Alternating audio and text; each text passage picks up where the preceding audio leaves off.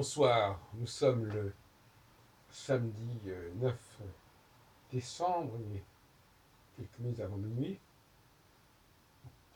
et je voudrais vous parler de quelques conversations que j'ai eues avec des personnes au cours de cette journée. Pour le cas, dans un salon de praticiens, de choses un petit peu comme ça, énergétiques, disons, et de l'autre côté, à la suite d'un concert. Et à la suite duquel j'ai parlé avec celui qui tournait les pages des partitions des, des musiciens. Et voilà les réflexions qui sont nées dans mon esprit à ces occasions, et dont j'ai fait part d'ailleurs à mes interlocuteurs. D'une part, il s'agit d'un groupe très, très sympathique d'ailleurs, qui a lieu une réunion qui a lieu une fois par mois à l'église Saint-Jean des Deux-Moulins, en fait le centre qui dépend de cette église, de la paroisse des Deux-Moulins, rue du Château des Rentiers, qui est organisé dans le cadre d'une association animée par M. Claude Quentin. Et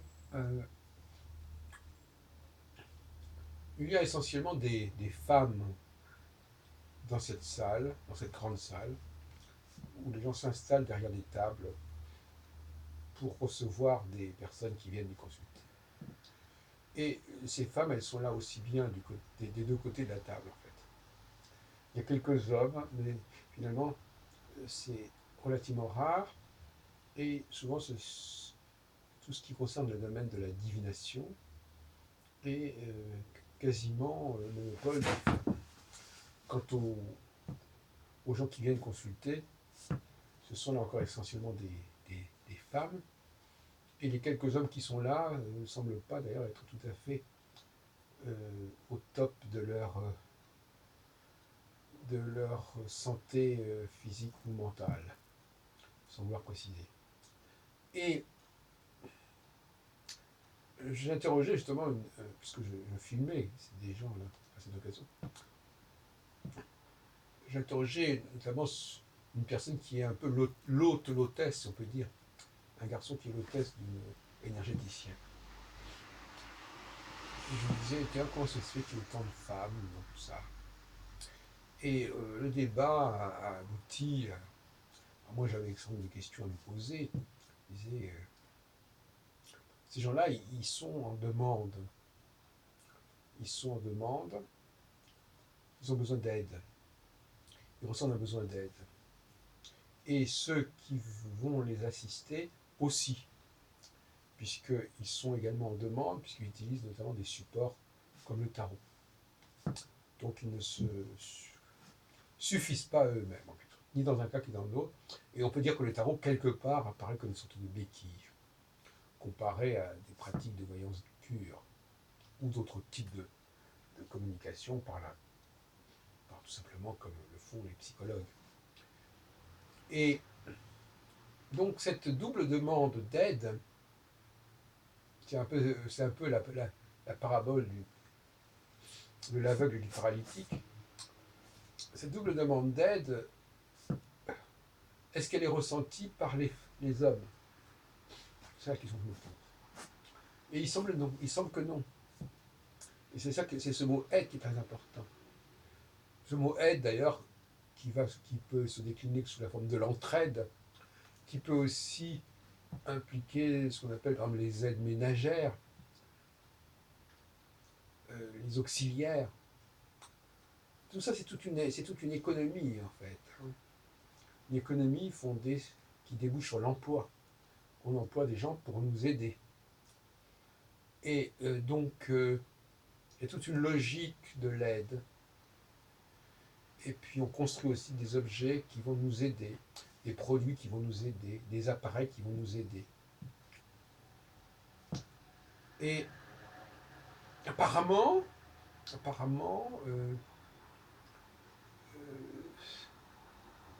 ce type de mentalité, si on veut, ne séduit pas tant les hommes que cela. Ni pour demander de l'aide, ni pour en donner en se faisant soi-même aider par quelques supports, comme le tarot, comme l'astrologie, comme la numérologie et autres choses, sans parler de toutes sortes d'appareils qui peuvent exister.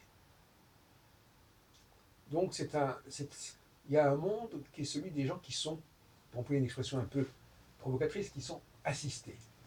Parce que être aidé, c'est être assisté. Alors, je lui ai dit à ce garçon, je lui ai dit, finalement, vous croyez peut-être que ces femmes, elles sont là parce qu'elles sont particulièrement intéressées par l'occultisme, ou intéressées par toutes sortes de pouvoirs, mais en réalité, elles sont en manque. Elles sont quelque chose qui leur manque, et c'est pour ça qu'elles demandent de l'aide, elles demandent du conseil, elles demandent un coup de pouce. Et donc, c'est pas la preuve d'un trop-plein, mais plutôt la preuve d'un manque. Et justement, c'est là-dessus que souvent les gens jouent.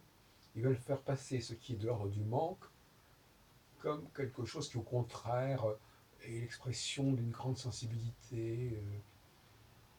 Voilà. Or, non. D'une certaine manière, c'est pas tout à fait ça. Et dans le deuxième point que je voulais aborder avec vous, puisque je vais pas être assez bref, donc je reviens sur cette soirée-concert qui a fait suite à une sorte de salon psy, parapsy, avant l'heure, parce que le parapsy a lieu au mois de février, généralement à la porte de Champéret, qui a été mon quartier de naissance, où j'ai vécu pendant 18 ans. Et donc,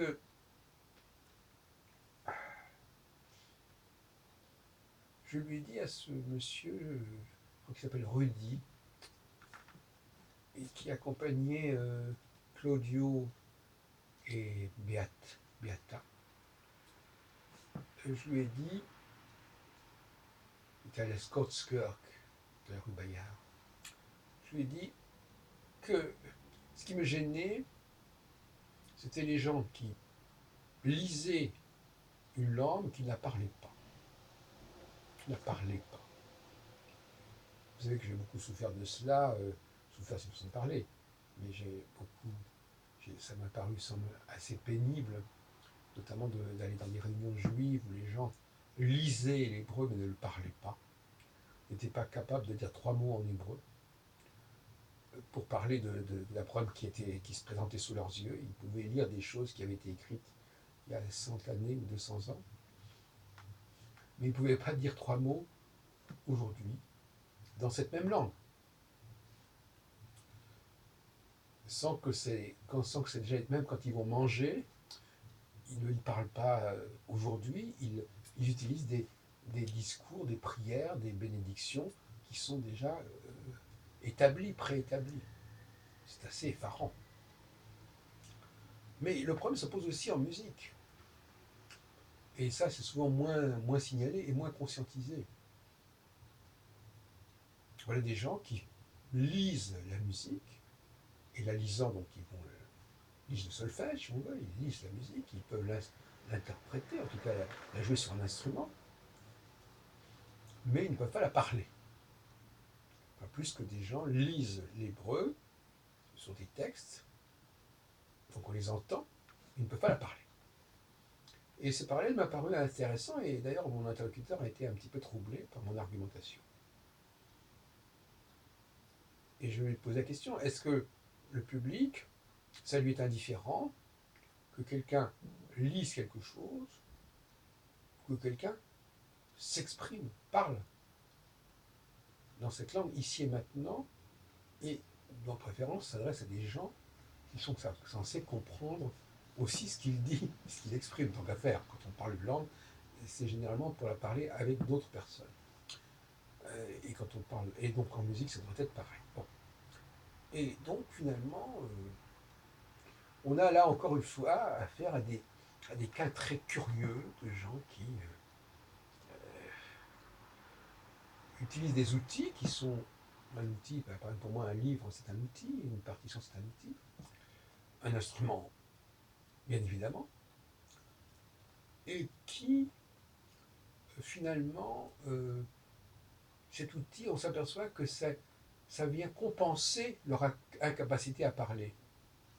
C'est pas simplement